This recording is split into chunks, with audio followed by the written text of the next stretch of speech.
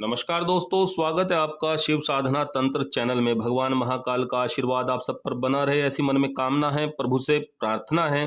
दोस्तों, आज हम बात करेंगे माँ भगवती आदिशक्ति जगत जननी की 8वीं महाविद्या माँ बगलामुखी के विषय में, जिनको हम माँ पीताम्बरा या ब्रह्मास्त्र विद्या के नाम से भी जानते हैं। मुख्य विषय पर आने से पहले आप सब लोगों से अनुरोध है, विनम्र निवेदन है कि यदि आपको विषय अच्छा लगे तो वीडियो को लाइक करें। ऐसी और अधिक वीडियो बनाने का प्रोत्साहन देने के लिए चैनल को सब्सक्राइब भी अवश्य करें। तो बात करते हैं माँ जगत जननी पीताम्बरा या बगलामुखी के बारे में। तो सबसे पहले हमें देवी का स्वरूप जानना आवश्यक है, क्योंकि जिन देवी या देवता की हम साधना करने जा रहे हैं, जिनका पाठ करने जा रहे हैं, उनके विषय में उनका स्वरूप कैसा है यह जान लेना आवश्यक है। तो शास्त्रों में भगवती का स्वरूप उल्लेखित है कि माता बगलामुखी अमृत सागर के मध्य मणि रचित मंडप में स्थित मणिमय वेदिका के ऊपर रखे हुए रतन सिंहासन पर आसीन है।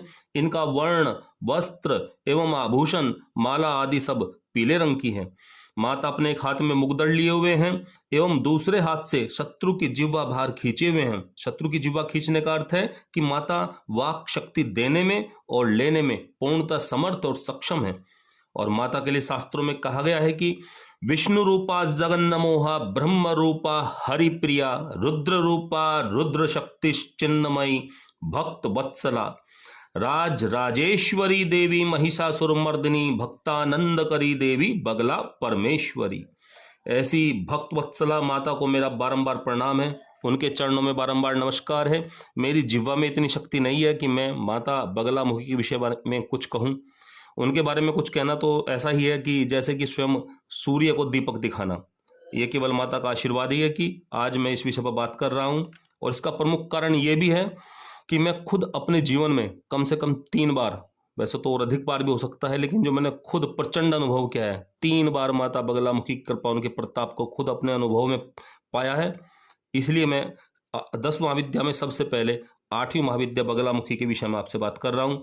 तो सबसे पहले माता बगलामुखी के नाम के बारे में बात करेंगे। ये जो बगला शब्द आया है, ये वल्गा यानी कि लगाम का अपभ्रंश है।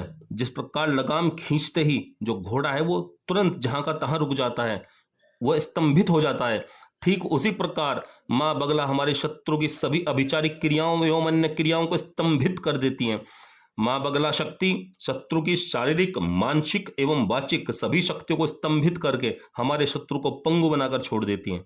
शास्त्रों में तो यहां तक कहा गया है कि ब्रह्मांड की सभी शक्तियां यदि एक साथ मिल जाएं तो भी मां पीताम्बरा या मां बगलामुखी का सामना नहीं कर सकती। इसलिए इनको नाम दिया गया ब्रह्मास्त्र विद्या। यह नाम केवल माता पीताम्बरा के लिए ही प्रयोग किया गया है, ब्रह्मास्त्र विद्या। तो माता बगलामुखी का ऐसी महाबलशाली सर्वेश्वरी जगत जननी का आविर्भाव कैसे हुआ, इस संबंध में एक कथा है, उसे मैं बहुत छोटे रूप में आपकी जानकारी के लिए बताऊंगा। शास्त्रों में उल्लेख है, सतयुग में एक वात्य चक्र यानी कि एक भयानक तूफान आया और उस भीषण तूफान में समस्त ब्रह्मांड व्याकुल हो उठा। स्वयं भगवान विष्णु भी उस तूफान को शांत नहीं कर सके। तब उस वायु तांडव को शांत करने के लिए भगवान विष्णु ने सौराष्ट्र गुजरात में स्थित हरिद्रा नामक झील के निकट उग्र कठिन तपस्या की। और उस तपस्या से, भगवान विष्णु की उस तपस्या से प्रसन्न होकर महात्रिपुर सुंदरी प्रसन्न हुई और उन भगवती महात्रिपुर सुंदरी के हृदय से एक विलक्षण ज्योति तेज प्रकट हुआ और यह तेज ही भगवती पीताम्बरा देवी के स्वरूप में परिवर्तित हो गया। और भगवती पीताम्बरा ने अपने मन में संकल्प मात्र से, केवल संकल्प मात्र से उस भयानक तांडव करते हुए तूफान को क्षण भर में शांत कर दिया, स्तंभित कर दिया। बगला महाविद्या महावैष्णव स्तंभन शक्ति हैं। ये वैष्णव तेज से संपन्न है। इनके भैरव आनंद भैरव हैं। शिव त्र्यंबक महाकाल हैं।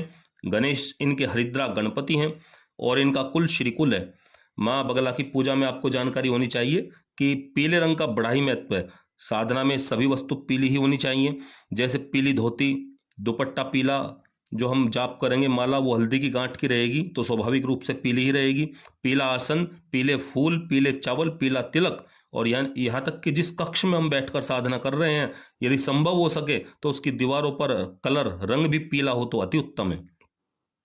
भगवती बगलामुखी या माँ पीताम्बरा कलिकाल में, इस कलयुग में अत्यंत प्रचंड देवी हैं, पूर्णतः जागृत हैं और अपने साधक को सभी प्रकार के भौतिक फल देने के साथ साथ अंत समय में मोक्ष देने में भी पूर्णतः सक्षम है। माँ पीताम्बरा के स्तोत्र एवं कवच के पाठ करने से या उनके केवल नाम जप से भी समस्त ग्रह पीड़ा, राज पीड़ा, शत्रु पीड़ा, रोग पीड़ा एवं सभी बाधाओं से मुक्ति मिलती है। आने वाली वीडियोज में मैं बगलामुखी की आपको कुछ 2-4 साधनाएं अवश्य दूंगा जो एक सामान्य गृहस्थ व्यक्ति आसानी से कर सके। इनका मंत्र है 36 अक्षरी मंत्र, प्रसिद्ध मंत्र, आप सब जानते भी होंगे। ओम ह्लीं बगलामुखी सर्वदुष्टानां वाच्यं मुखं पदम स्तंभ जिह्वांकील्य बुद्धिं विनाश ह्लीं ओम स्वाहा। तो बगलामुखी जो देवी है हमारी, इनके बारे में कुछ भ्रांतियां भी हैं, वो भी दूर होनी आवश्यक है, क्योंकि यह मान्यता बिल्कुल गलत है कि बगलामुखी का मुख्य संबंध अभिचारिक कर्मों से होने के कारण ये तामसिक प्रवृत्ति की देवी है।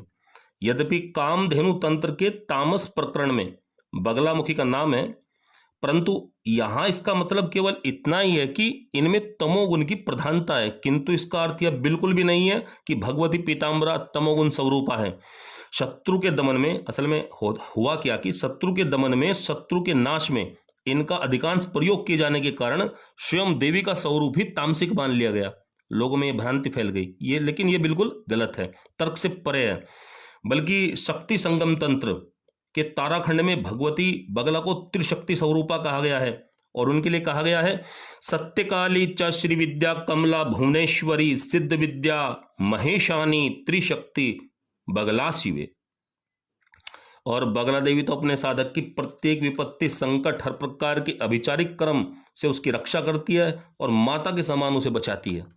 पुरुषचरण विधान के अनुसार भगवती की उपासना या पूजा करने पर मारण, मोहन, उच्चाटन, वशीकरण, स्तंभन, विद्वेषण आदि सभी तंत्र क्रियाओं का अपने आप स्वयं ही नाश हो जाता है।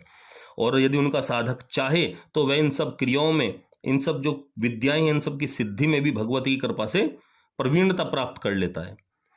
माँ बगला के साधक पर कोई भी तंत्र प्रयोग सफल नहीं होता और माता उसकी दरिद्रता का अंत कर देती है, और साथ ही साथ उसकी तो होती ही है, उसकी आने वाली जो 7 पीढ़ियां हैं कम से कम, उस पर भी माता बगलामुखी कृपा बनी रहती है। तो ऐसी राजराजेश्वरी त्रिपुर सुंदरी माँ बगलामुखी का स्वरूप है। और माँ बगला के 3 मुख्य सिद्ध पीठ भारतवर्ष में हैं जो आपको जान लेने चाहिए। सबसे पहला है दतिया मध्य प्रदेश में, दूसरा नलखेड़ा जिला शाजापुर मध्य प्रदेश में है, तीसरा कांगड़ा हिमाचल प्रदेश में है। तो तीनों का अपना ही एक अलग महत्व है। कभी अगर अवसर मिला, माता रानी ने आज्ञा दी, तो इन तीनों स्थान पर अलग अलग इनके बारे में अलग अलग वीडियो भी आपको बनाकर उपलब्ध कराएंगे। इसी के साथ जगत जननी राजराजेश्वरी महात्रिपुर सुंदरी जगन माता माँ बगला माँ पीताम्बरा के चरणों में बारंबार प्रणाम के साथ आप सबको भी नमस्कार दोस्तों। हर हर महादेव।